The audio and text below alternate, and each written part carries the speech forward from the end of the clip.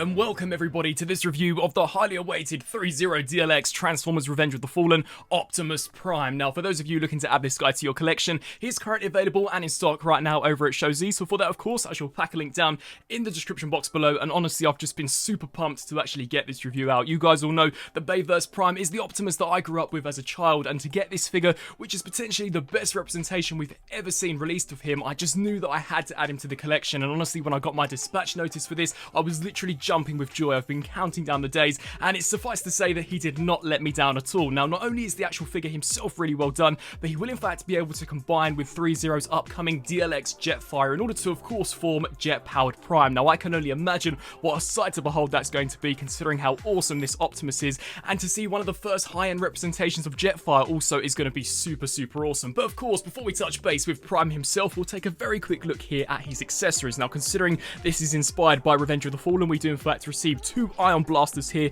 Sadly, there are no battle hooks nor matrix of leadership actually included with this guy, and once again, considering he's based on Transformers 2 and they are really kind of important accessories, it does kind of suck that they're not included here, but I think he comes with a pretty decent amount. So as per tradition with these DLX figures, we do get a variety of different hands. So sadly, he still doesn't actually have articulated fingers, but you can see we get some gun holding hands, some open palmed hands, as well as some more relaxed palms. We also do get included an interchangeable mouthpiece, which we'll touch base with later on in the video, as well as of course the dual energon blades. Now, these are so awesome and really did make for some fantastic action sequences whenever Prime actually deployed these. You can see the sculpt work is fantastic. The metallic gunmetal that have been painted in looks awesome. You can see there some fantastic Cybertronian hieroglyphs, and I actually think the shade of orange they've cast these out of looks really well done. Now, as we take a look here at the ion blasters, this one here is more of a buster cannon, so you can see how we've got this blue outer panel, which of course actually matches what we see when Prime does obliterate Demolisher with in the opening sequence of Revenge of the Fallen. This looks really cool. We've also got this hydraulic, which I believe actually attached on the underside of Prime's arm, but you can see there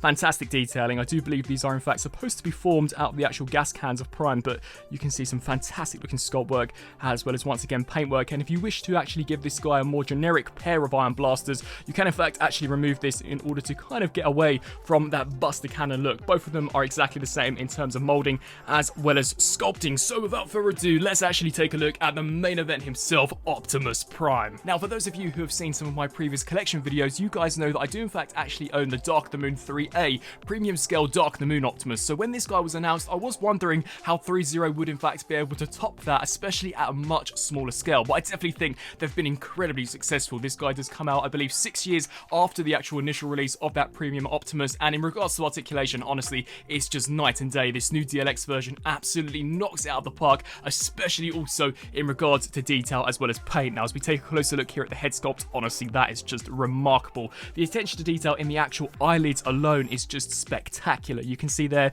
we've got the two eyelids on either side. You can see the tiny little pupils there of Prime. As we turn our attention here to the side of the head, the sculpt work is just fantastic. He is unfortunately missing some minor details, such as the Cybertronian glyphs here on these ear sections, but that's just a minor critique.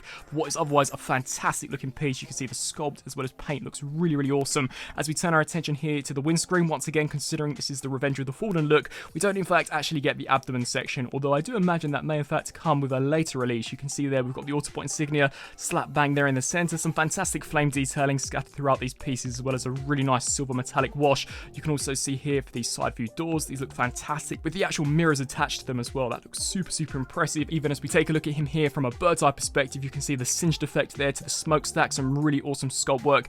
Turning our attention here to this armpit region, you can see some fantastic looking sculpt work, as well as once again paint. Honestly, it's just candy to the eye. Even here for the shoulder pads, the flame details, the actual bicep region, the mechanical detailing is just absolutely incredible. And you can see, as mentioned beforehand, he does in fact include a pair of fisted hands, and even here towards the interior, completely painted as well as sculpted. And the same also applies of course here for the outer section. Now, as we in fact actually spin our attention to the back, considering this guy doesn't transform, they've really been able to nail the look of this. So you can once again see some fantastic armor attachments, some really nice hydraulic detailing there. I think this just looks absolutely incredible. You can see very nice looking flame details. We also in fact actually get the trailer hitch slap bang here on the back, unlike the premium version, which was really nice to see. You can see there the gas cans, the wheels have been really nicely painted as well as sculpted.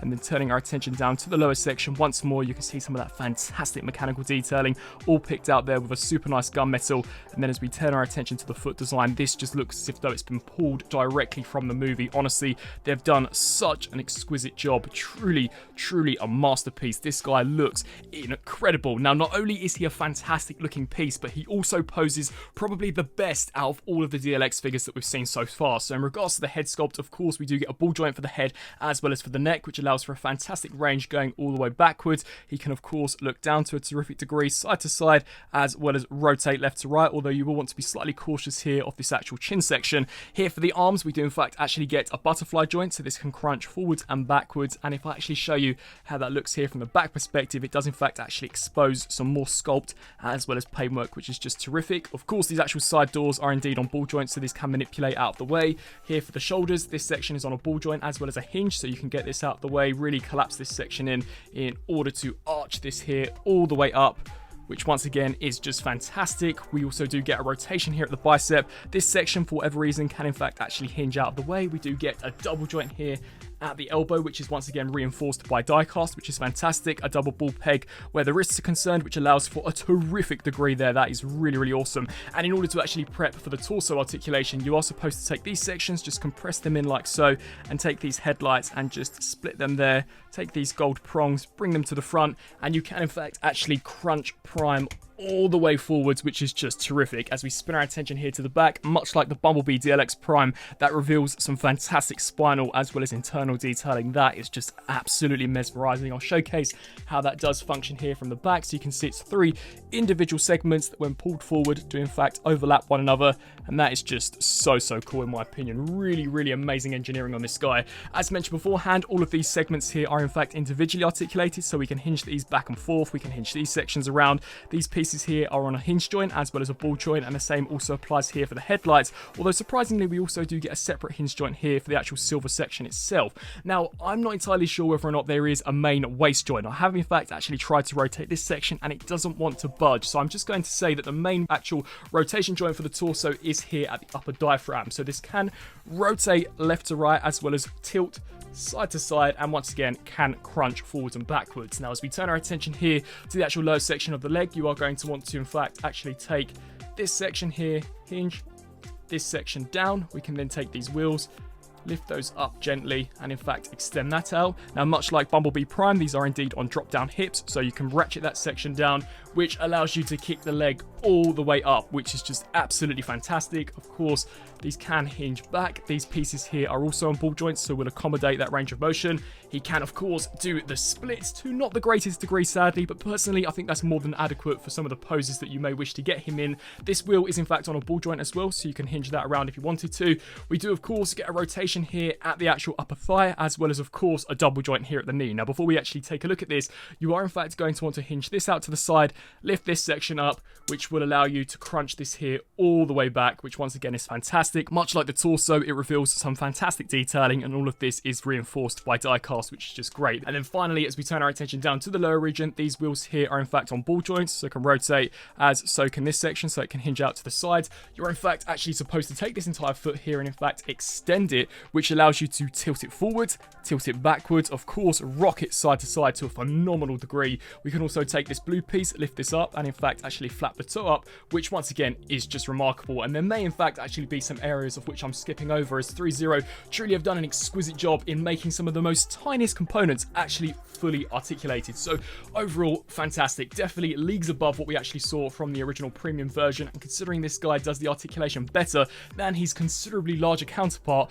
once again it just goes to show how advanced Threezero's engineering has in fact come, especially considering that it does not compromise the actual look of this guy at all. Now, turning to accessories, we'll start off firstly with the head sculpt. Now, you saw earlier on that Prime does include an interchangeable mouthpiece, so for those of you like me who are a fan of the live action Bayverse Prime design, you guys all know that Prime of course actually exposed his mouth quite a lot throughout his tenure on screen. So in order to actually do that, you are supposed to in fact remove these ear sections here off to the side, completely take this main helmet piece off, which does in fact actually reveal the LED switch. Now, whilst we're actually on the topic of this, I may as well discuss this. Sadly, unlike the Bumblebee movie Prime, there is no button of which you can just press. You do actually have to remove the entire head component, which is a little annoying in my opinion, and then once that's done, you do push this switch. I'll do this lastly once we actually do put the entire head back together, but you're going to want to take this mouthguard section and in fact actually pry this off, which can actually be easier said than done. So that does just remove like so, and you can see we've got 2 prongs there that will simply just overlap, snap that there back into place, Of course, we can now turn on this LED switch as we're going to begin to, in fact, actually put Prime's head back together. So take these side panels, snap them there into place, and of course, come to this side and just clip that in there. And finally, take the cap and snap that in there. So you can see the attention to detail on this mouthpiece just looks absolutely incredible. Honestly, the paint and sculpt work is phenomenal, and this may in fact actually be my preferred look for live action Prime. Now, of course, we've got the LED function fully turned on. Now, this looks really cool, especially for photography. It definitely brings him to life, and I actually love how small Prime's optics truly are. This is definitely the look that we saw in the film, and I think Threezero have once again done a fantastic job in actually replicating that. Now, of course, he also includes 2 battle blades. Now, these are actually really easy to insert, a lot easier than I expected. So here on the side of the forearm, you can see we do in fact get this massive slot, of which you simply do just take this post and stick that in there like so, and that is essentially how you store the Energon blades on Optimus. Very, very easy to do. I'll be sure to post some images, most likely at the beginning of this review, actually showing off some action poses, but you can see they're looking fantastic. That is just such an iconic weapon for Bayverse Prime to in fact actually wield.